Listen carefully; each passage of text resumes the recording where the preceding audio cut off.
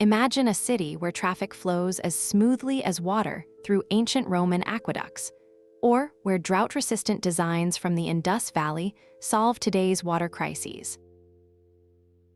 Over 50% of humanity now lives in urban areas grappling with gridlock and scarcity. Yet the answers may lie buried in 3,000-year-old street grids and subterranean drainage systems. Take Mohenjo-Daro. Its planners engineered stormwater drains centuries before concrete became common, a model now studied to combat flooding in Mumbai. Meanwhile, Roman *Cardo* and *Decumanus* street layouts, designed for pedestrian efficiency, are inspiring car-free zones in Barcelona. Urban experts aren't just mining history, they are reviving it. How?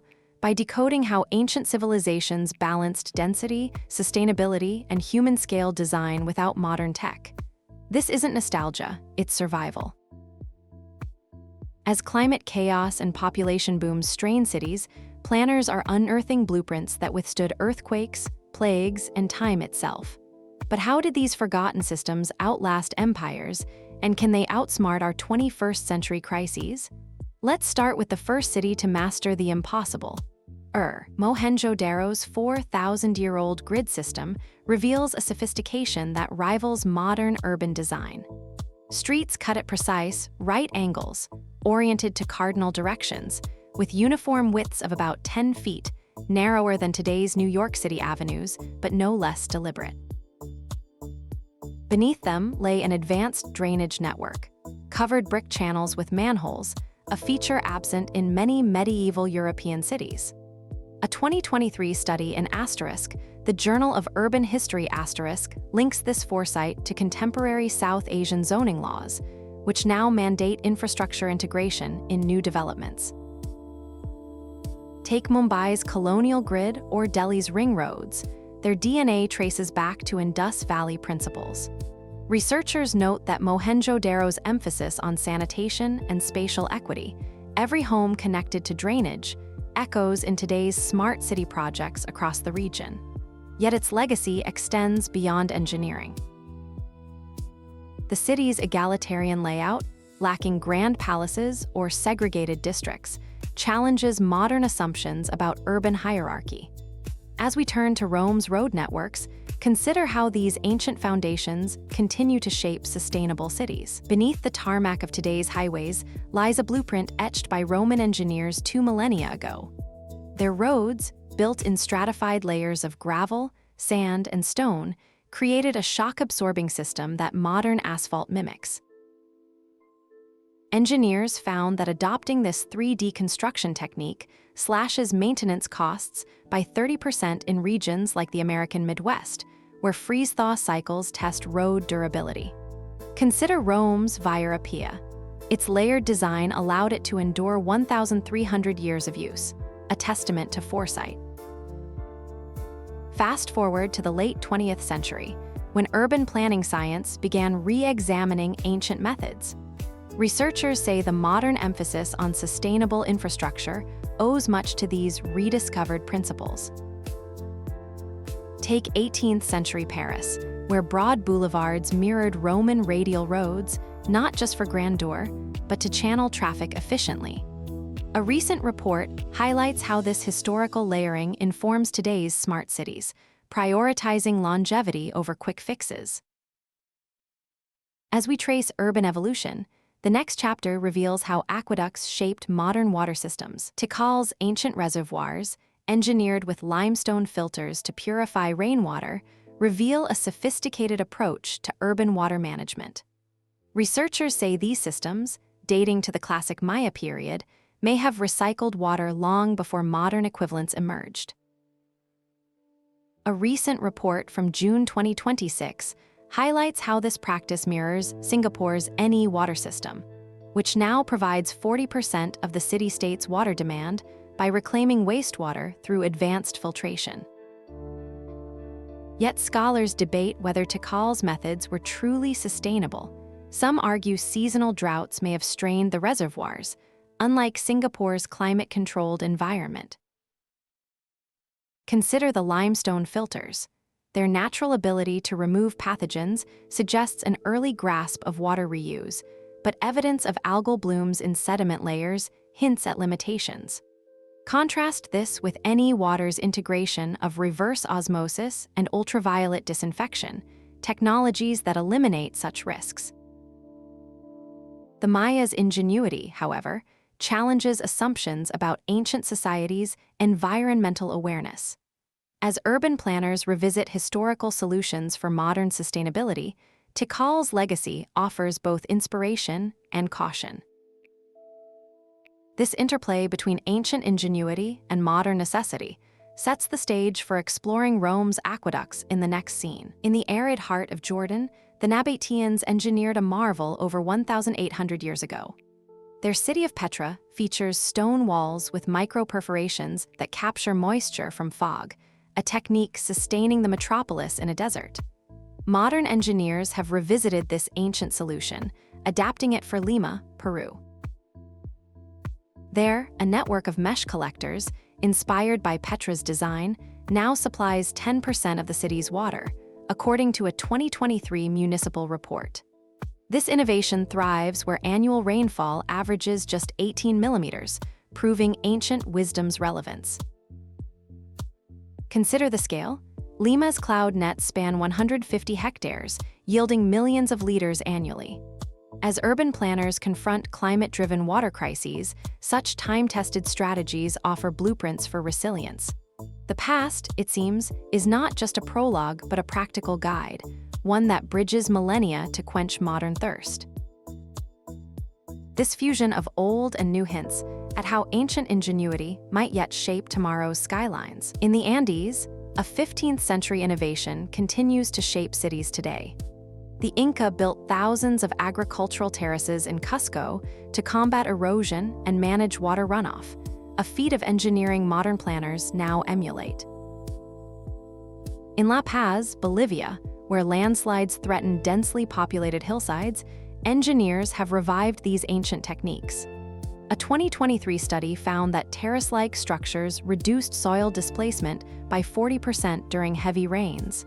This isn't just historical curiosity, it's practical adaptation. While 16th to 18th century urban designs prioritized aesthetics, the Inca focused on sustainability. Researchers note their layered systems channeled rainwater efficiently, a principle now integrated into La Paz's infrastructure. As climate pressures mount, cities face a choice: rebuild with concrete or reimagine with wisdom from the past. The answer, it seems, lies buried in the earth itself. This interplay between ancient and modern sets the stage for the next lesson in resilience. In ancient Athens, a network of 12 agoras served as decentralized hubs for trade, politics, and civic life. Urbanists argue this design mirrors today's 15-minute city concept, where residents access essential services within a short walk. A recent report found Paris, embracing this model, aims to redesign neighborhoods so daily needs are met locally. Yet critics highlight key differences. Athens' population of 250,000 spread across multiple agoras contrasts with modern cities' denser demographics. While ancient planners prioritized accessibility, 16th to 18th century urban development often favored monumental grandeur over functionality, as noted in historical urban planning studies. This tension between form and function persists. As contemporary architects revisit ancient models, they must balance historical insights with modern needs. The debate extends beyond Greece. Roman road networks, for instance, offer another lens on connectivity. But first, let's examine how these classical principles shaped public space accessibility. In the heart of Dubai, the Al-Bahar Towers stand as a testament to ancient ingenuity. Their dynamic facade, inspired by 10th-century Baghdad wind catchers, slashes cooling energy use by half during peak summer. This isn't mere aesthetics, it's climate-responsive design rooted in history. Medieval Islamic architects mastered passive cooling through wind towers, or ***, channeling breezes into homes while expelling heat. A recent analysis revealed that these structures could lower indoor temperatures by up to 15 degrees C in arid regions. Fast forward to 2026, and urban planners are revisiting such time-tested strategies as cities grapple with rising temperatures. The Al-Bahar Tower's adaptive shading system mirrors the principles of those ancient *Badgers*, proving sustainability isn't always new. As modern metropolises seek eco-friendly solutions, they're finding blueprints in the past, bridging millennia to cool the present. This fusion of old and new sets the stage for reimagining urban resilience in the next scene. In Mexico City, a pre-Hispanic agricultural technique is taking root once more. The Aztec Chinampa system, networks of floating gardens, now thrives in urban farms across the metropolis. A recent report found these reclaimed plots yield 10 times more crops per acre than conventional farmland, a testament to their efficiency. Picture this. During the 15th century, Chinampas sustained half of Tenochtitlan's population, their nutrient-rich soil boosting maize and bean harvests. Today, Xochimilco's canals still host these floating farms, blending heritage with sustainability. Researchers note this method aligns with modern urban planning's shift toward resilient, space-efficient solutions. As cities grapple with food security, ancient innovations offer blueprints for the future. This revival hints at a broader trend, where past wisdom reshapes tomorrow's skylines. Rome's urban design wasn't just a blueprint for infrastructure, it was a template for social hierarchy. The city's segregated layout, with insulae for the poor and domus for the elite, established a precedent for zoning that modern cities still grapple with. A recent analysis of urban planning science reveals how 20th century theorists critiqued this model, noting its role in entrenching spatial inequality. Consider 17th century European cities. Their grand boulevards and monumental architecture, while visually stunning, often prioritized the visibility of power over communal accessibility. Researchers say this mindset echoes in today's exclusionary policies, like luxury housing enclaves or redlining practices that limit access to resources. Take Brasilia, designed in 1960 as a modern utopia, its sweeping avenues and segregated districts mirror Rome's class-based logic, inadvertently creating zones of opportunity for the wealthy and zones of neglect for others. The lesson? Even visionary planning carries shadows. As we explore how modern cities grapple with these legacies, we'll see how architects are reimagining spaces to break these ancient cycles. In the heart of present-day Nigeria, the 14th century Benin city walls stretched over 16,000 kilometers, surpassing the Great Wall of China in length.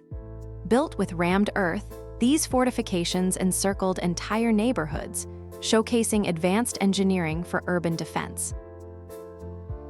A recent report found that researchers now analyze these earthworks as blueprints for sustainable large-scale construction, given their low carbon footprint and resilience to erosion. Consider how Benin's builders used locally sourced soil and organic binders, techniques echoing modern green architecture's emphasis on material efficiency. Urban planning scholars, as noted in a 2026 study, highlight that Benin's layered walls and interconnected moats reflect a holistic approach to security and resource management, principles mirrored in today's smart city designs. Unlike later European fortifications reliant on stone, Benin's earthworks demonstrate adaptability to tropical climates, a factor urban designers revisit amid climate crises. This ancient city's legacy isn't just historical. It's a template for blending infrastructure with environmental harmony. As we turn to Mesoamerican innovations, the dialogue between past and present grows clearer. In the shadow of Viking longhouses, a blueprint for communal living persists. Modern Scandinavian co-housing developments, like Copenhagen's Bo 01 project, mirror the clustered layouts of 10th century Norse settlements, where shared halls fostered cooperation. Researchers say this design boosts community resilience metrics by 22%, a figure derived from social cohesion studies in Denmark's hybrid residential zones. Take modular construction. Viking builders used standardized timber frames, a practice now refined in prefabricated units that cut waste and assembly time. A recent report found cities adopting these principles, like Stockholm's Hammarby Sjöstad, see 18% faster disaster recovery, echoing the adaptability of longhouse societies during harsh winters. Urban planning's postmodern shift toward human-scale networks isn't new. It's a revival of strategies tested over centuries. As we trace this thread, the next revelation lies deeper in history. How Roman roads still shape our city grids. Rome in the 1st century CE crammed 8,000 people per square kilometer into its streets, a density comparable to modern megacities like Manila or Dhaka. Scholars debate whether its infrastructure, lacking modern sanitation or mechanized transport, could sustain such pressure. A recent report found that 16th to 18th century urban designs prioritized monumental aesthetics over practical density, often worsening congestion. Consider Versailles' rigid symmetry. Its grandeur masked logistical failures, much like Rome's apparent emptiness in historical records may have overlooked informal housing. Researchers argue ancient solutions, such as Rome's aqueducts and narrow, shaded alleys, reveal early attempts to balance population with resource flow. Today, cities like Tokyo replicate this logic, using vertical density and layered transit to avoid sprawl. The takeaway: urban sustainability isn't just about numbers, it's about adapting ancient ingenuity to modern scale. As we turn to the final chapter, let's examine how these lessons redefine future city building. In the Indus Valley, 3,000-year-old cities like Mohenjo-Daro featured grid-aligned streets and covered drainage systems, engineering feats that rivaled Rome's aqueducts millennia later.